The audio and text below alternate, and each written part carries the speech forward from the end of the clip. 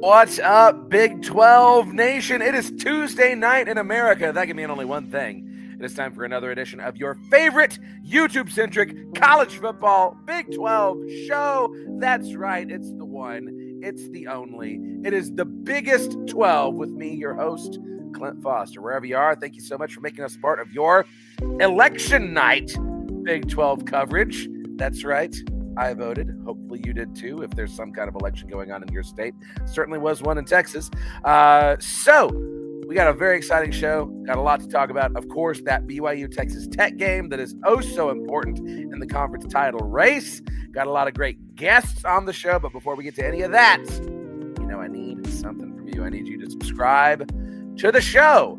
Okay? We are so stinking close. In fact, let me double check, get this number right for you, because we are so close to 1,000 subscribers. And I gotta let y'all know, for those of you who aren't aware of the goings on of the YouTubes and the internet show sphere, right? I don't get paid to do this. I do not get a single dime unless y'all give me a super chat, because we don't have 1,000 subscribers. Once we get 1,000 subscribers, I can start making money off of the show, and I can make a better show for you. My God, yes, there's the incentive. Yes, okay, we're at 982. Come on, people. What is that? 18. We need 18 more subscribers to the show. So do it at Big 12 VOCFP. Let me get the ticker crawling across the bottom of the screen. Big 12 VOCFP. Hit that subscribe button. Hit that like button. Tell everyone you know about it. Put your Mormon hat on and start knocking on doors and riding bicycles. We can do this, people. 18 more subscribers. Okay. While you're following and subscribing to things, follow me at Clint_Foster55 on Twitter for my general musings. All right. Also, follow Voice of College Football on all of your social medias. It's the VOCFP, very easy to find, right? And subscribe to my personal YouTube channel at Clint Foster Creations. Middle school football ends this week, folks. So, by all likelihood, I'll have a little bit more time on my hands to hopefully make some more sketches for you. And I am in the process of organizing a new documentary short as well. And you can watch Remember the Alamo Bowl there too. So, do all of those things. Subscribe all those places. Check us out wherever you get your podcasts. And make sure you check out the Voice of College Football store at UCFP.com/shop. Very exciting stuff. Check it out. All right. That's everything that I had to tell you about. So, without further ado, let's welcome in my two lovely red-clad guests. We're going to have a third coming in shortly.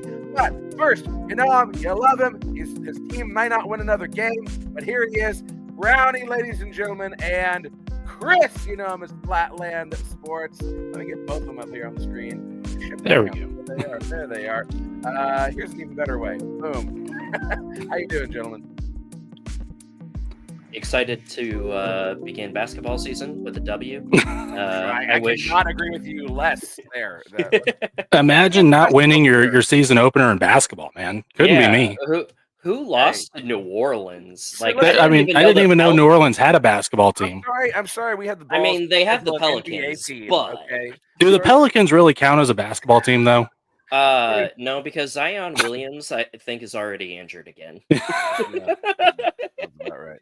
I feel like I was one of like 5 people on the planet who just knew Zion Williams was going to be a bust coming out of college. Oh yeah. Maybe I was just mad that he beat us that year in Madison Square Garden with Duke. If it makes you feel any better, I'm the second out of the 5 people that knew. There you go. Well, okay, yes, Dishfish starting out with some potential breaking news. Hearing Hoover has surgery on throwing hand. So that is actually not true. That was false information, fake news going around on Twitter. Okay, Hoover did not have surgery on his throwing hand.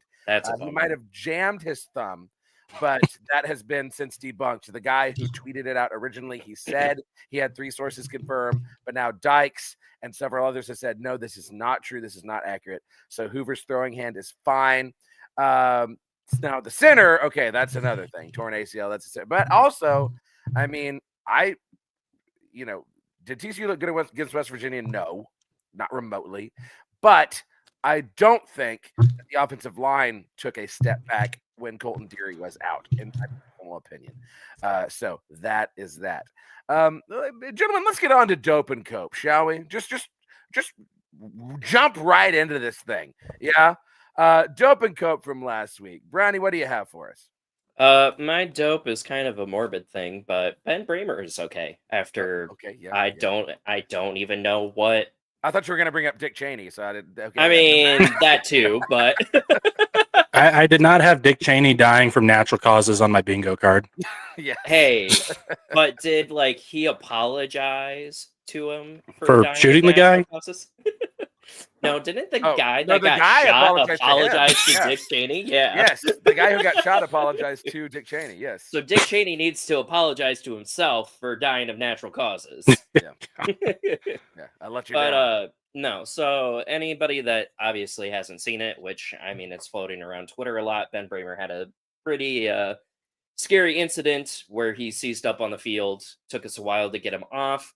Did give us the thumbs up as he was kind of leaving, so at least he was cognitive, and he was walking before he went down for a second time. So at least we know Jeez. that there's nothing wrong with any of his extremities or anything like that. Post game show, they did give us an update saying that everything was turning back positive, and I mean he was sending Snapchats and stuff to people saying that he just got his reset button hit.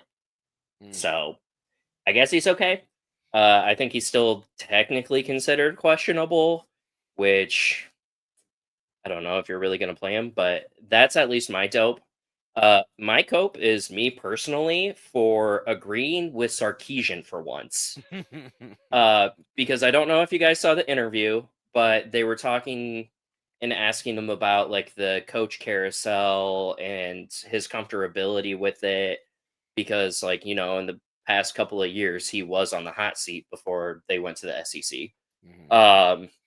And somebody was asking him about the hot seat again. And he basically came out and said, like, listen, there are how many considered top tier head coaching positions open right now. And all of these fan bases are wanting to win and win now and win big and be in the championship game. And he's like, but unfortunately, the reality of it, as you get bigger conferences, you're no longer going to be the big fish in a little pond. Yeah. You might be a medium or small fish in a big pond.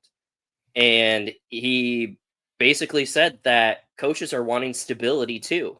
And if you know that you're going to go to a high pressure situation and get fired in a couple of years because you couldn't perform, nobody's going to want to take those jobs. And as he was like progressing in the interview, I was like, I hate myself for agreeing with this dude. Like, I absolutely hate it. I'm like, for once, I'm actually agreeing with a Texas coach on something, and you know that is sickening.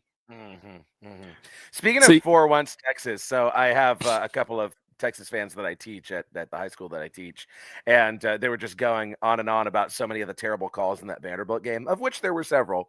And I was just like, man, imagine, right? For the first time, literally ever, that Texas has a justifiable complaint about officiating. I was like, y'all have no idea in how any good sport, you've had it. not just football, any sport, every sport. Yeah, because we were actually it was in my Texas history elective class, and we're into Texas culture at this point in the class, and so we're talking about Texas sports. And I brought up the 2009 Big 12 championship game where Mac Brown said there was 1 second left on the clock. Completely absurd, and that was what parlayed into, well, we didn't get calls this past week, and I'm like, okay, yeah, for the first time ever, y'all didn't get calls. Congratulations, Chris. What's your dope and cope? All right, well, I had a dope, but I'm changing the dope to something that started out not very dope and is really dope now. But I don't know if anybody's familiar with this story, but Ivan Ortiz is the in-house barber for Texas Tech Athletics. His wife, Maddie Ortiz, was critically injured in a car accident caused by a drunk driver last week or a couple weeks ago. She's still critical condition. It's a tough situation. The dope part of this is that not only has the Texas Tech community come together, but the BYU community also have come in, and they've raised $46,000 on their GoFundMe, and even gotten donations from Kirk Herbstreit as of today. So just, it goes beyond sports. Life goes beyond sports sometimes, and we take opposition seriously. We take things like we all want to make fun of BYU fans, but there are times where people just got to remember that they're human, and this was just one of those times, and just a great thing to see, especially with it being pushed so hard by the BYU side of the fan base. Yeah, that's awesome. And then the coat part is just the Houston Cougars. Oh my What God, the heck, yeah. man? You were ranked 22 in the country. You had a cakewalk against West Virginia, and nobody showed up to that game, and you got just steamrolled by Rich Rod and like a bunch of like guys who can't even play Division II ball right now. What are you doing? Just the fact that there was like nobody at that game too is just perplexing to me. There's 3 million people in Houston. You can't find 30,000 of them to sit and watch a football game. Supposedly, I saw something on Twitter that like one of the big gripes is, well, one of the big gripes is that they're charging like $60 for parking. Like how are you gonna attract fans? Like the tickets start at $500 right now if you haven't bought a ticket for Tech BYU. So yeah, sorry for $60 worth of parking. I'm sure there's like a $5 lot somewhere, because there always is. There's like I don't. You can park in the third ward, baby. You can park on the street and just walk. My friends and I did that last time we played down there. So the neighborhood immediately north of Texas Tech on the other side of the Marshall Sharp Freeway, I wouldn't say is the best neighborhood in Lubbock, but every single house there within about 5 square miles of the stadium, like they've built their backyards to open up their fences so that they can just charge parking for $5. So I'm sure there are some very serious entrepreneurs in the third ward who will give you a deal on some parking close to the stadium. Or you could just be like me. Will your car still be there when you get back? That's a whole nother story, but yeah. Well, Chris, my dope is the inverse of your cope, and that's that, maybe my Horned Frogs aren't as nauseating, as terrible as I feared, because West Virginia goes into Houston and, as you said, absolutely steamrolls Houston. I gotta say this, and I mean, this is going out to all the West Virginia fans. Scotty Fox, he might be the truth. That might be your quarterback of the future. Yeah, it took you 4 string to find him, but he looked pretty dadgum good in the 2 games that I've watched him play. So, but it ain't no Pat White. Well, no, he's not Pat White. Pat White's not walking through that door. I certainly think between the two, with UCF kind of having like an identical situation as West Virginia, I think Rich Rod is definitely more likely to get it put together. Obviously not this year, maybe not even next year, but West Virginia is going to be dangerous in a couple of years, and I don't think it's going to happen for UCF. I also think Rich Rod is going to be on a far shorter or a far longer leash than Scott Frost is. Yeah. He also doesn't have all the resources that Scott Frost has. Yep. My cope goes out to the Walt Disney Corporation. Oh my God. For trying to strongman YouTube TV into raising its prices and then yanking ESPN and ABC away from us good red-blooded Americans the day before Saturday. What horrific, greedy, nasty malpractice. And listen, I say this as somebody who already has switched to the Hulu bundle because it was going to make more sense for me financially. I did this like last year, and I was getting tired of YouTube TV always being like, oh, we might lose ESPN. I was like, whatever, I'm just switching. But I hope that people hold out. I prefer YouTube TV as a streaming service. Hulu sucks ass. I will tell you that. YouTube TV is much better. I love the 4 screens. I'm just not going to switch back at this point. Let's be real here. Like the ESPN app, like even if you watch just something on a web whatever. browser, you can put it full screen on the web browser, and it freaking closes it after like 2 minutes. Like, what the hell? Yeah, Dishfish, I have thought many, many times very seriously about going back to cable. Many times. Listen, man, I can't have an antenna in my attic. Lightning. No. I don't think you know how cable works. Don't worry about it. Yeah. Maybe I'm just not up to date with Iowa technology now, but It's actually like your grandparents standing on the roof with an umbrella with like the coat hook on the top. That's still where we're at right now. Yeah. See, that was my dad's childhood. His dad, my grandfather, would make him climb up on the roof and kind of adjust the antenna when the signal was going out and just stand up there until the show was done. Yeah, I remember my dad still giving me the whole, "Oh, you should be thankful that we have cable because cable back in my day was a right." Like, okay. Yeah. He's like, back in my day, it used to be a clothes hanger on top of a tree. Well, great. That was just back in college for me. Good Lord. Yeah. All right. So that's Dope and Cope for the week. Gentlemen, shall we just move on into these game previews, shall we? We shall. We shall. Okay. So we got Friday night football, Houston at UCF, the Space Bowl. Okay. I'm going to call it that. They're going to pretend like they're not rivals. They should be rivals. Okay. UCF is a 1.5 point favorite. Man, how the mighty have fallen. 1.5 point favorite against Houston in this game. I don't know. I feel like Houston can bounce back. I feel like Houston can win this game. What do y'all think about this one? Do we have to pick a winner? Because I think it's just two losers. Yeah. Fair enough. If I have to pick one, I think I'm picking Houston. I still think Scott Frost is trying to figure out what the heck Gus Malzahn did to his football team. And I actually did this wrong. Houston is the 1.5 point favorite. So let me edit this. Oh, okay. I think they've moved up to a 2.5 now. So plus 1.5, plus 1.5 UCF. Here we go. I'm looking at it back on my phone now. Yeah, this is actually the only game this week where the away team is favored in the Big 12. Wild. Actually, yeah. It's because we're buns. Yeah, according to the SEC and you know. Yeah, but yeah, so a deep conference in the Big 12 is a terrible conference. I still think Houston's winning. Yeah. The now 2 point swing that you gave them does not deter me. Chris, what's your take? Yeah, I'm going to go ahead and chalk up the West Virginia game as just a fluke. Houston, defensively, they're one of the better defenses in the Big 12, and I think UCF is just terrible right now.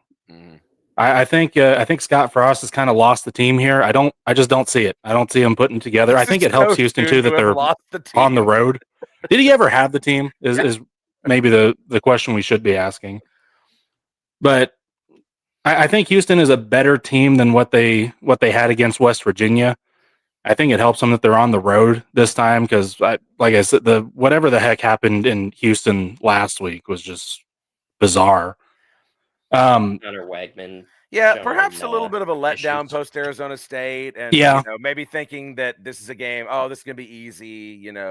West Virginia's not any good. And then they come out and they hit you in the mouth. I mean, Hunter Wagman, he's got 16 touchdowns, 4 interceptions. He's a good quarterback. Now, I don't think Houston has maybe as many weapons at wide receivers they would like. Connors is good, Thomas is good, but I think they kind of live and die with their defense right now, and I just don't think UCF is going to be able to do anything with that. Yeah, I think Houston's the better team. It's unfortunate that they got pistol whipped in the way that they did and fell completely out of the top 25. But I don't think it's unfortunate, but well, yeah, I mean, it was very fortunate. It's unfortunate. How dare another Texas team be good? Dang it! Well, listen, I'm an equal opportunity hater. I mean, it is unfortunate in the fact that the Big 12 doesn't have another team in the top 25. Tennessee can have 3 losses and be in the top 25. And we can't have Houston in the top 25. No. But let's see. Houston, are they bowl eligible at this point? Hold on. Yes, they are 7-2. 7-2. Am I reading that right? Yeah, 7-2. Yeah, 7-2. So, I mean, either way, huge step forward for Willie Fritz in this group. Oh yeah. I see him notching another one here. I mean, golly, an 8-win season. Even if they don't win another, I got to look at their schedule here. But even if they don't win another, that's insane. They finish it off with you guys and Baylor. Okay, so hopefully they split those, right?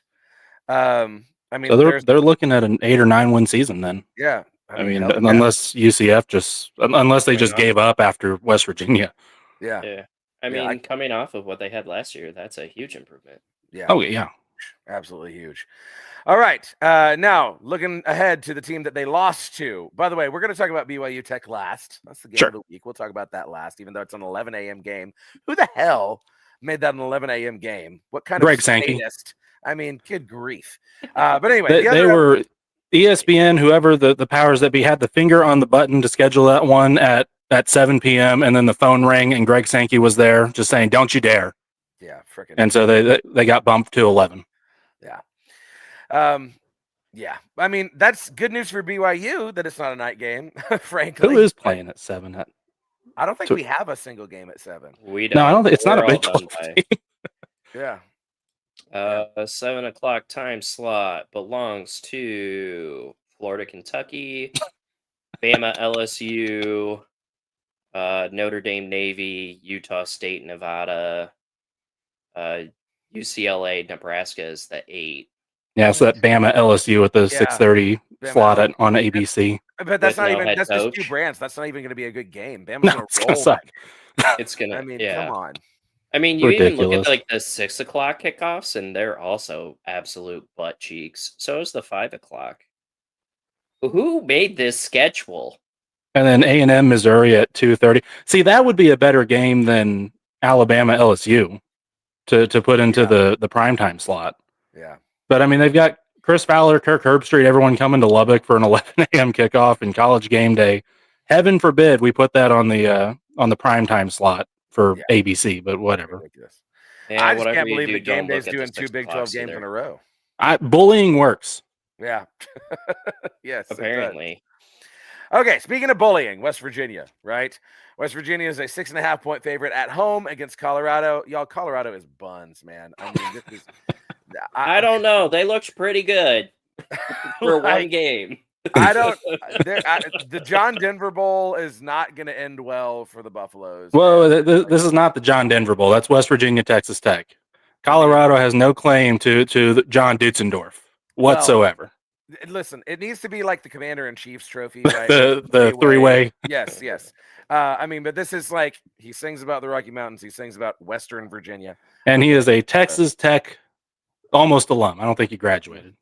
He also briefly lived in Fort Worth. So if we're gonna draw scanty connections, He probably took so it's a 4-way trophy. yeah, yes, TCU, who has like absolutely no connection to it whatsoever, not at all. Okay, so yeah, Colorado's already lost back-to-back games against Utah and Arizona. I don't, man. Yeah, Should we make a better wager? Well, what do you have in mind? Does Colorado win, or does Deion Sanders make it to next season? Which one's more probable? I'm gonna say Deion making it to next season. I don't see him getting fired this year. No, well, and I don't think Deion gets fired anyway. I think it's more likely. I think him just stepping down. Yeah, I could see that. Like, yeah. It's more likely that he's like, nah, man, I'm not. I'm not into this. I mean, anymore. dude, you have had how many critical surgeries in the past like 12 months, and you're still trying to do arguably one of the most stressful jobs in the world? Like, come on. I mean, I have coworkers that are like 35 plus years old, and they act more like teenagers than some of these teenage football players. Just saying. Yeah. I mean, if you were going to point out one singular thing for why Colorado has been miserable this year, it's just Deion's health. I mean, he was putting up with cancer and having surgery throughout the entire offseason. Like, how do you prepare for a season like that? Yeah. Step down. Yeah. Meanwhile, Warren Sapp's going around kicking over pylons. And he's right behind him to pick him up is the funniest thing. So he endorsed it. He's like, yeah, you do what you got to do, and I'll fix it for you. Yeah. Well, Dishfish is calling it in the comments. Colorado loses by 30 points to West Virginia. Man, Ooh. I don't know. 30 I points hope not. That's a lot of points. That's a lot. Because the real Dutzendorf Cup is still facing Texas Tech in a couple weeks. So I'd really prefer West Virginia not to suddenly decide that they're good. I mean, they're playing better. It's the Rich Rod way, baby. Yeah. I mean, listen, West Virginia's got Colorado, then they go to Arizona State, who now does not have Sam Leavitt for the rest of the year. Yeah. I mean, West Virginia could very easily be on a 3-game winning streak going into that Texas Tech game. So then we get West Virginia playing to get into a bowl game, trying to play at get Rich Rodriguez a bowl in his first year as Texas Tech goes into Morgantown. That is the Texas Tech way. That is just how it rolls for Morgantown us would all the time. absolutely burn to the ground if that happens. Man, there would not be a safe would be so couch fun. in that entire state. I mean, I still think Tech would roll in that game. Oh, for Like, sure, that would at least be a Yeah. really fun scenario. Like, at least have some excitement for that last game. Yeah, I mean, West Virginia covers. Like I said, I think I'm a Scotty Fox believer. There's pieces there. There's a lot more rebuilding needs to occur, but there's pieces there that you can build on. And I do think Rich Rod's the guy. Yeah. Between UCF and West Virginia, he's the guy who's going to have the most long-term success. All right, let's talk next about heading on to the 2:30 slot, Kansas at Arizona. This was on my ESPN pick'em, and I was struggling with this one, man. I think I'm going with Arizona at home. I think Arizona is. I feel like they're just playing a little bit better ball at this point in the season, but I'm open to convincing. What is y'all's read on this game? I have not watched a down of Arizona football this year. They were not on Tech's schedule. I didn't think they were very good. I do think Kansas came into this season incredibly overrated. Like I just didn't think they were going to be as good as they were claiming to be. And Arizona, I'm showing a 5.5 point favorite. I think Arizona covers, and I don't really think it's a particularly close game. Mm-hmm. Jalen Daniels is gonna Jalen Daniels again, I guess. I don't know. Like, Kansas always bewilders me because the years that they're supposed to do good, they don't do good at all. And then when they're not supposed to do good, they decide to make us have like a giant what if isms scenarios of who's going to go to the Big 12 championship game. So like I don't know. I think that realistically Arizona is going to be the better team. They just got done putting belt to ass on Colorado. Mm-hmm. So I'm thinking that they're going to have the better momentum. And I mean, they're playing at home Kansas too. just, Mhm. yeah. That might help Kansas, though, playing on the road. They get to plant knives and all kinds of things on the field to try to get the swing going. Yeah. They might throw a tortilla to get an automatic first down. Throw it into the stands from the field. Yeah, I mean, ever since that Kansas State game, I'm just like, oh man, Kansas, no, you're not. They barely beat Okie State. Like, what are we doing here? Yeah. Granted, give me a few weeks, I might be saying the exact same thing about us, but true. Come on. Well, and here's the thing, Kansas. So this game, Arizona wins this game, they're bowl eligible, right? So they got something they're playing for.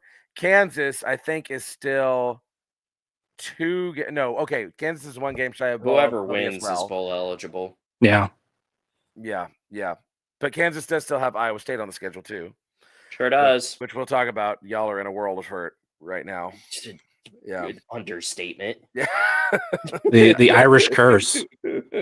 Yeah, I guess so. I don't even. Except you won that game, Irish so curse. it's just going to Ireland at all. Now the Leprechaun's collecting. They won, and now he's collecting. We are far past the Irish curse. Yeah. Well, let's talk about it then. Brownie's coming to town. He's coming to Cowtown for Iowa State TCU. We're going to show him a good time. You guys don't even have the biggest livestock yard. What are we talking about? Well, I mean, hey, listen. Do you even grow corn? Yeah, it's the Chisholm Trail. You guys can't grow corn. Listen, y'all in the Midwest were so worried about friggin' tick-borne illnesses and Spanish fever that we had to be supplying you all the cows. All right, so you're welcome. All right.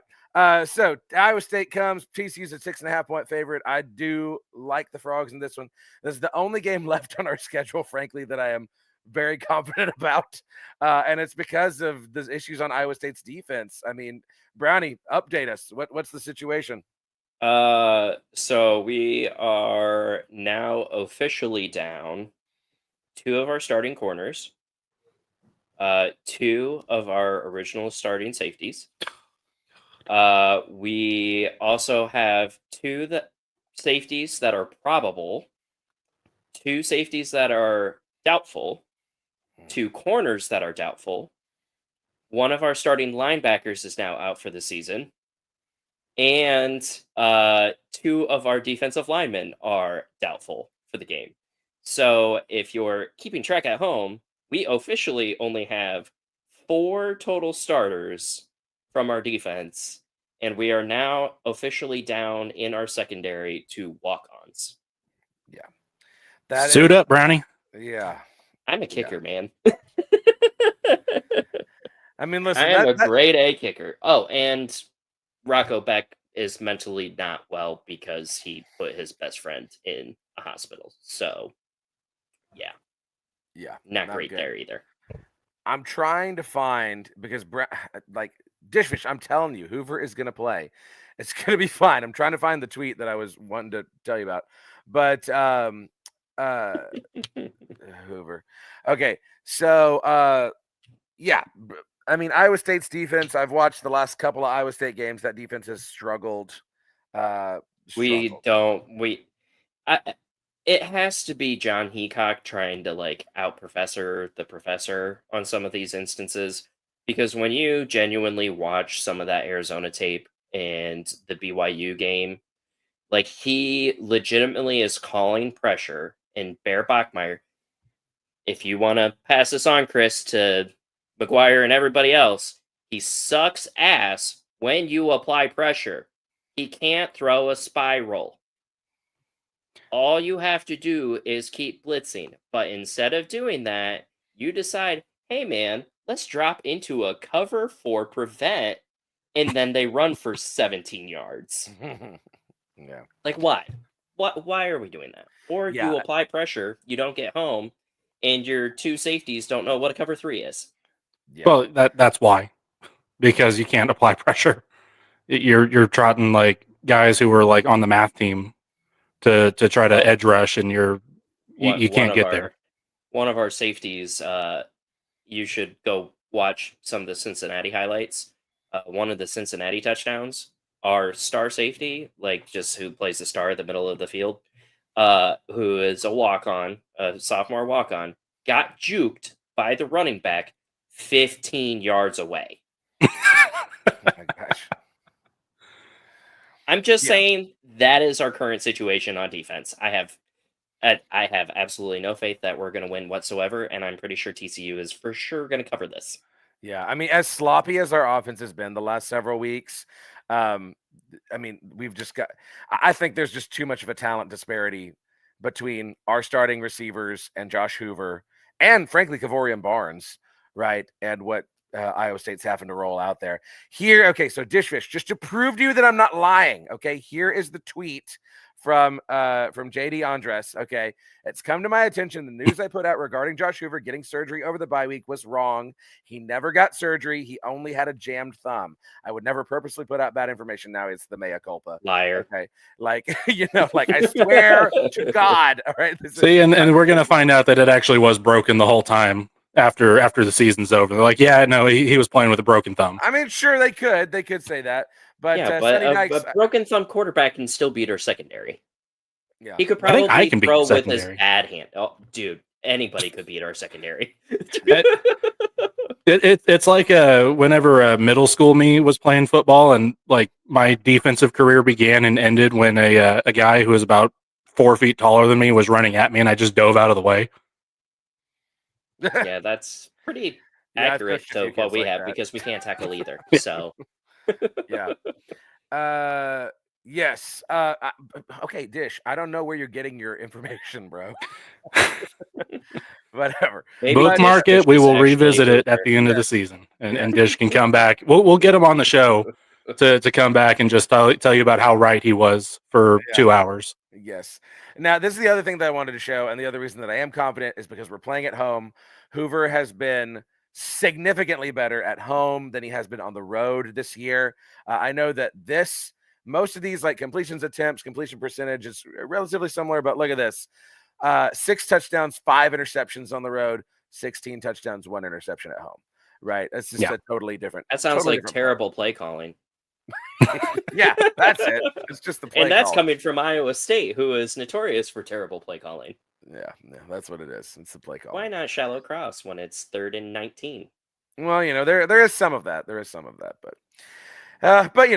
okay. So yes, TCU covers, TCU wins, and then we'll see if we win another game after that. I don't know who we pissed off that we're playing BYU in Provo at freaking like 9:15 or whatever the hell time. God, You terrible. got your Jamies prepared for that one, right? Yeah. And Okay. at Houston, and then Cincinnati decided they were going to be good this year too. Yeah. Yep. I know. It's it's rough. Listen, I just want to be in the Pop-Tart Bowl, man. Just let me be in the Pop-Tart Bowl, please. That's all I really No, want. that's my bowl. You got to make a bowl first, Brownie. Okay. I went from like dreaming not about the making a bowl. Pop-Tart Bowl last year to now I'd be ticked off if Tech ended up in the Pop-Tart Bowl this year. I mean, I was kind of joking with some of the Cincinnati guys where they were like, we have aspirations for college football playoffs. I was like, you have too many losses. You should be going for the Pop-Tart Bowl because the Pop-Tart Bowl is way better than any of the at-large bid bowl games for the college football playoffs. It should be the national championship game. They should just 1,000%. reinsert the Pop-Tart Bowl into the national championship. And the Pop-Tart trophy is the college football national championship trophy. Hell yeah. I'm down. Where do I sign the petition? Right, yeah. Or if we get an alternate universe where there's like an NIT for college football, the Pop-Tart Bowl is at the top of that tournament. Oh yeah, absolutely. Just give it time. Texas secedes, makes everybody secede from something. So we'll take Arkansas with us and reunite the Southwest Conference. Yeah, to play in the Pop-Tart Bowl, which is in Orlando. Yeah. You guys, that'll be our national championship. You guys can have Oklahoma, but I draw the line at Okie State. You can have It's half not worth of the Oklahoma Hateful Eight. Yeah.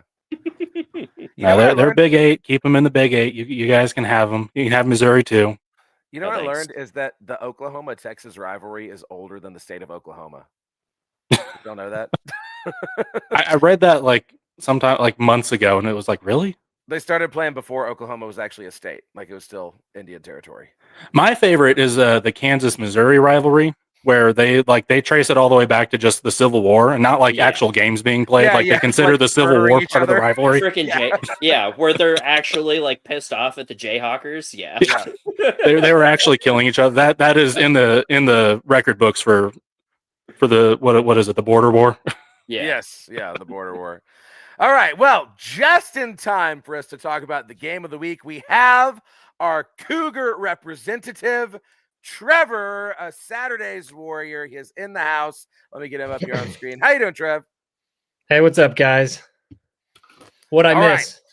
Right. Well, we've been solving the world's problems, basically. But this is why I wanted you here. We're talking about the game of the week, which is for some reason at 11 a.m. All right. BYU at Texas Tech, number 8 versus number 9. So hyped for this game. I think this line is a little bit rich. I do think Texas Tech wins personally, but what is y'all's take on it? Let me get the Texas Tech take, the BYU take, and then our third party Brownie to weigh in as well.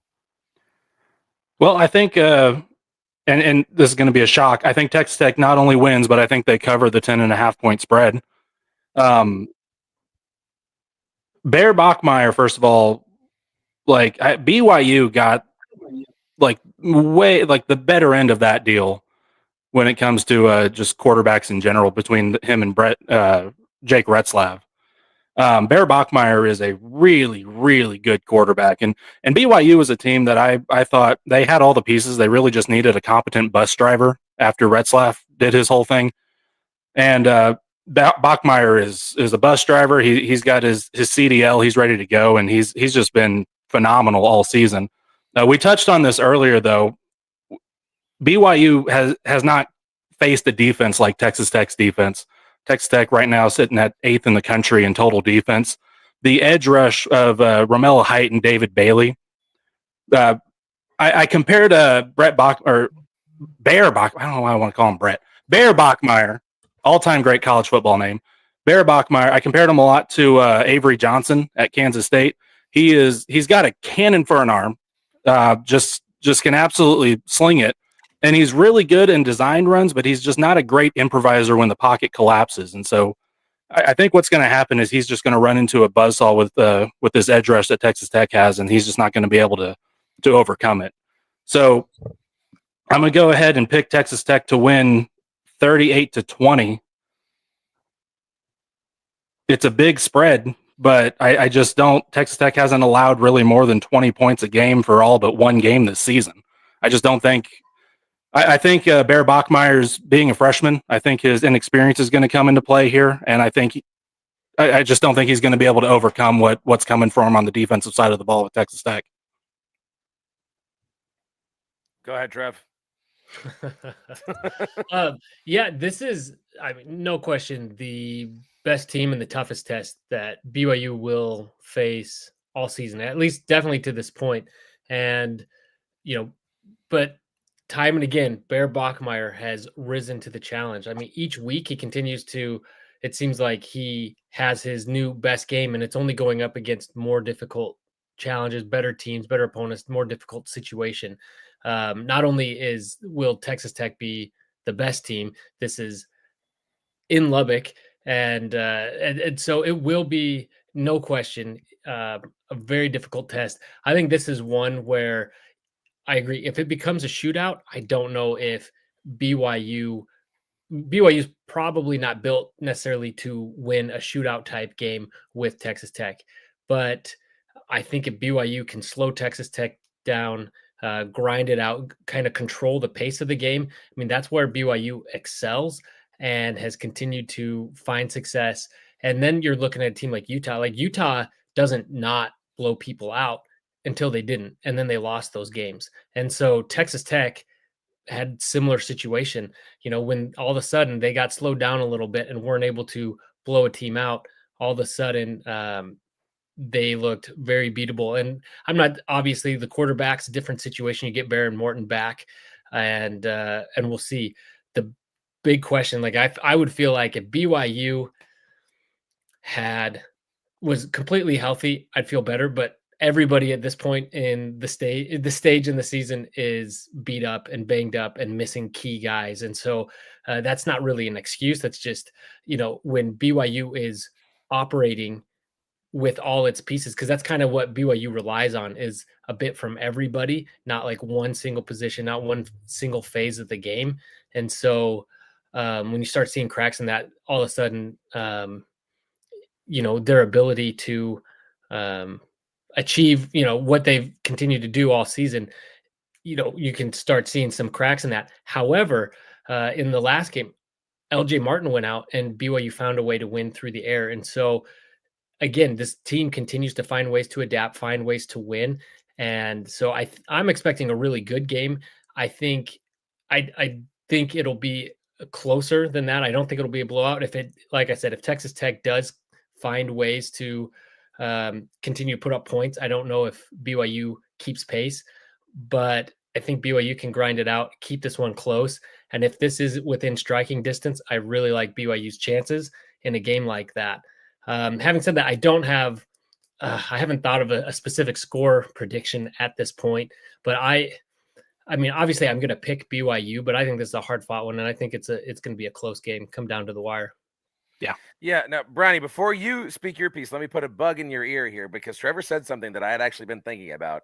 So there's two ways to look at this. Number one, that BYU, Bear Bachmeier specifically, has not played an environment as tough as Lubbock, right? So that's obviously a very tough challenge. This is the best team that BYU's played all year, like you're saying. And also, Tech has not faced a defense as good as BYU's. Right, I truly believe that Tech has not faced. Now, Tech's defense is very good, yes, and it's probably true that BYU has not faced a defense that good.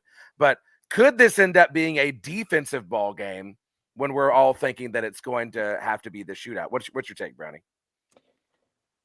God,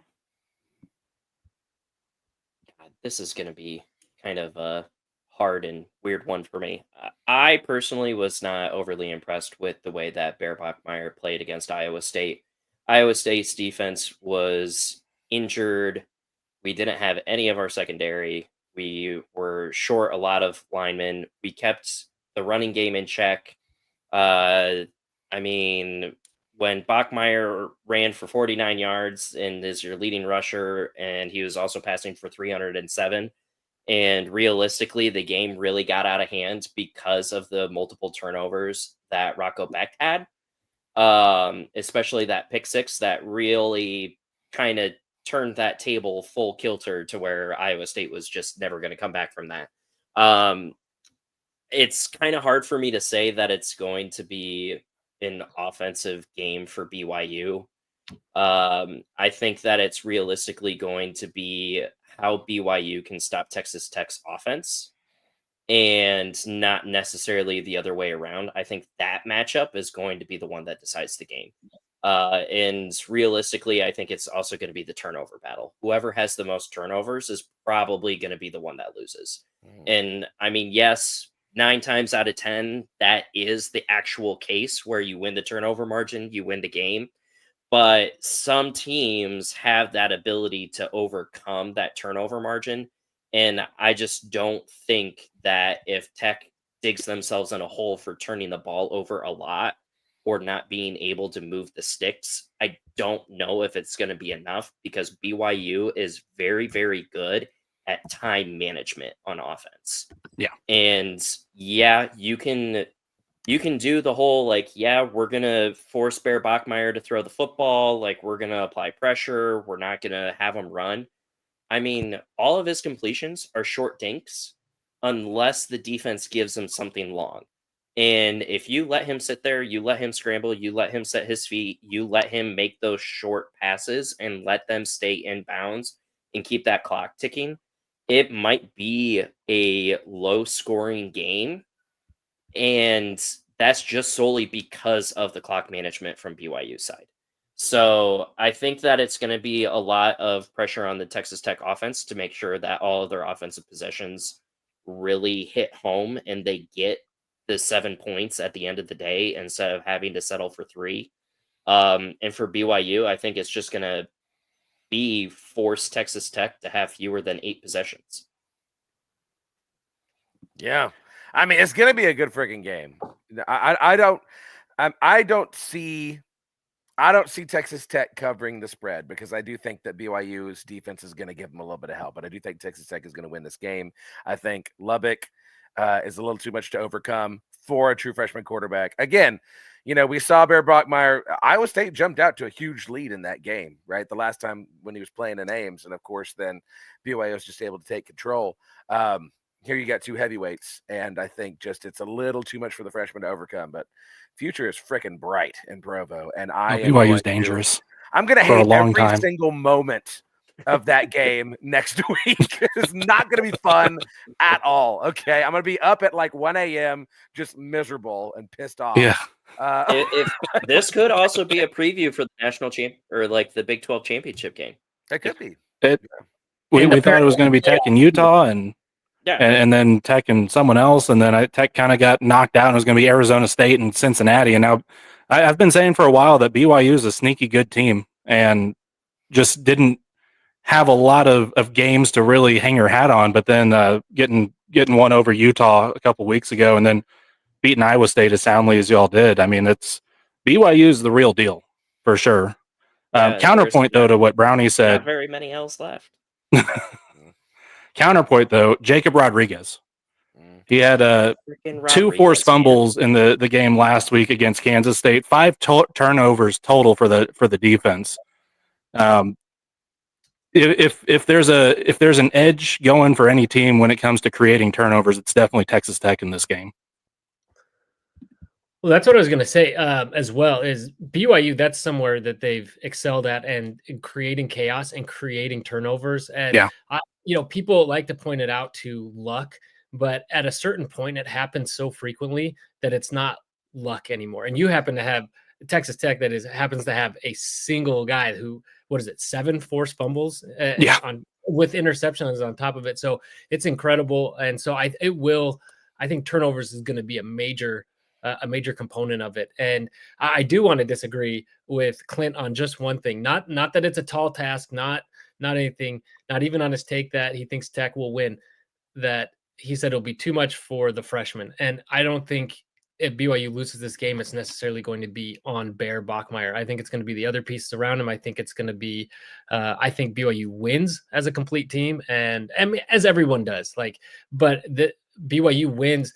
People don't like it always because it doesn't look as sexy because we're not dropping tons of points on people like you're used to, like a Tech, like Utah does, and otherwise. But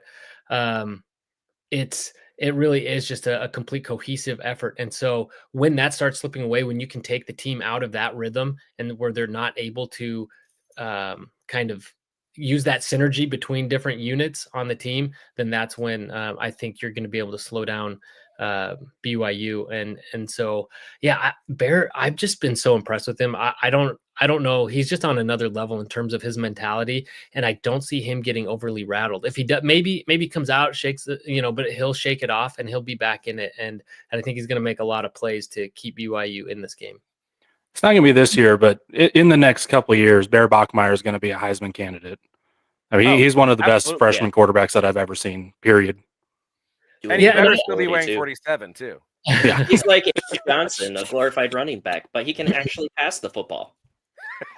Almost like a quarterback.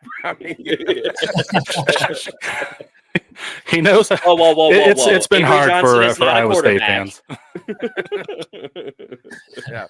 Hey, but you know what? Trevor said something. He's talking about people accusing BYU's defense of being lucky with turnovers. Listen, man, a legendary coach once said, luck is when hard work meets opportunity.